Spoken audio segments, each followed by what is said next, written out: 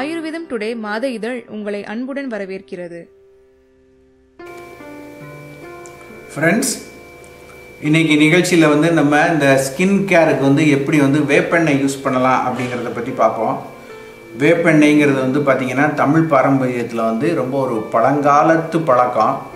முந்திலாம் ஊர்லலாம் பார்த்தோம்னாக்கா வாரம் ஒரு முறை இல்லைன்னா மாதம் ஒரு முறை ஊர் பக்கம் இருக்கிறவங்கெல்லாம் இந்த வேப்பெண்ணெயை தடவிட்டு ஒரு 1 hour 1/2 hour கழித்து குளிப்பாங்க. இந்த வேப்பெண்ணெயினுடைய அட்வான்டேஜ் என்னன்னு சொன்னாக்க மெயினாக இது ஒரு அருமையான மைக்ரோபியல், ஆன்டி மைக்ரோபியல், அதாவது எந்த விதமான உடம்பில் இருக்கக்கூடிய கிருமிகளையும் இது வளர விடாது. முக்கியமாக பார்த்திங்கன்னா இந்த கை இடுக்கு, கால் இடுக்குலாம் பார்த்திங்கன்னா உட்காந்தே வேலை செய்கிறவங்களுக்கு அரிக்கும். அந்த மாதிரி கண்டிஷன்ஸ்க்கு இந்த வேப்பெண்ணெய் ரொம்ப ரொம்ப நல்லது. இந்த வேப்பெண்ணெயை ஸ்லைட்டாக எடுத்து அப்ளை பண்ணிவிட்டு ஒரு 5 minutes 10 minutes கழித்து குளித்தோன்னா கூட இது போயிடும். பட் ஆனால் அந்த மாதிரி தடவும் போது இது அதிகமான ஸ்மெல் அடிக்கும். இது இப்போ நம்ம இங்கேயே நம்ம ஸ்டோரில் வாங்கினது. இது ஒரு 30 ml இப்போ 25 rupeesக்கு கிடைக்கிது. இதை நீங்கள் ஒரு பாட்டில் வாங்கிட்டு இந்த மாதிரி ஒரு பாட்டில், எம்டி பாட்டில் எடுத்துகிட்டு இதில் ஒரு 100 ml சாதாரண தேங்காய் எண்ணெய் இல்லைன்னா நல்லெண்ணெய், எண்ணெய் உடம்புக்கு தேய்க்கிறதுக்குங்கும்போது உங்களுக்கு சன்ஃப்ளவர் ஆயில் கூட தேய்க்கலாம். ஏன்னா சன்ஃப்ளவர் ஆயில் ரொம்ப நியூட்ரிஷியஸ் ஆயில். உடம்புக்கு, ஸ்கின்னுக்கு, ஹேருக்கு தேவையான எல்லா விதமான சத்துக்களும் இந்த சன்ஃப்ளவர் ஆயிலில் கிடைக்கிது.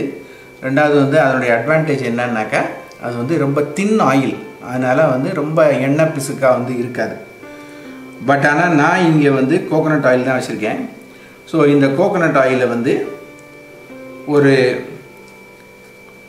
100 ml நம்ம இந்த பாட்டிலில் எடுத்துக்கிறோம். 100 ml எடுத்துக்கிட்டு அதில் நம்ம அதிகமாக நம்ம இதை போடக்கூடாது. ஏன்னா நம்ம ஏற்கனவே இன்றைக்கி நம்ம இருக்கிற கண்டிஷனில் நிறைய வாசனை திரவியங்கள், பாடி ஸ்ப்ரே, சென்ட்டு இதெல்லாம் யூஸ் பண்ணி வாசனையாக இருந்துக்கிட்டு இருக்கும்போது வேப்பெண்ணெயை நடுவில் கொண்டு போனோன்னா ரொம்ப ஸ்மெல் அடிக்க ஆரம்பிச்சிடும். ஸோ அதனால் இந்த வேப்பெண்ணெயை என்ன பண்ணணுன்னா ஒரு 2 drops இல்லைன்னா 3 drops. ஏன்னா இந்த மைக்ரோப்ஸ் எல்லாமே கம்மியான ஸ்ட்ரென்த்லேயே எல்லாமே செத்து போயிடும். ஃபுல்லாக முந்தி காலத்தில் பழங்காலத்தில் வேப்பெண்ணெயை தடவுனாங்க அப்படின்னா அது அன்னைக்கு அவங்க இருந்த சூழ்நிலைக்கு அது பாசிபிளாக இருந்துச்சு.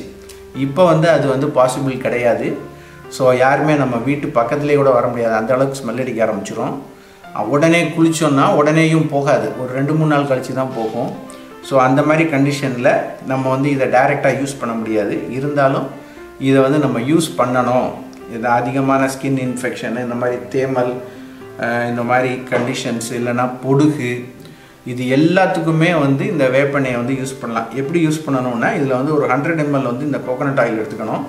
அதில் ஒரு 2 to 3 drops, 2 to 3 drops இந்த நீம் ஆயிலில் போடணும். போட்டுட்டு நல்லா குலுக்கிட்டு வச்சுக்கிட்டிங்கன்னாக்கா இதை நீங்கள் குளிக்கிறதுக்கு முன்னால் ஒரு 20 minutes முன்னால் அப்ளை பண்ணிவிட்டு நீங்கள் குளிச்சிங்கன்னா உங்களுக்கு இந்த அரிப்பு, இந்த மாதிரிப்பட்ட தொல்லைகள், அடிக்கடி ஆடா கால் இடுக்கில் அரிக்கிறது, அதை சொரிகிறது, இந்த மாதிரிப்பட்ட பிரச்சனைகள், உட்காந்தே இருக்கிறனால சிலருக்கு வயிற்றில் மடிப்பு விழுகிறது, அந்த இடத்துல அரிப்புகள், கை இடுக்கில் அரிப்பு, இந்த மாதிரிப்பட்ட அரிப்பெல்லாம் சுத்தமாக வராது.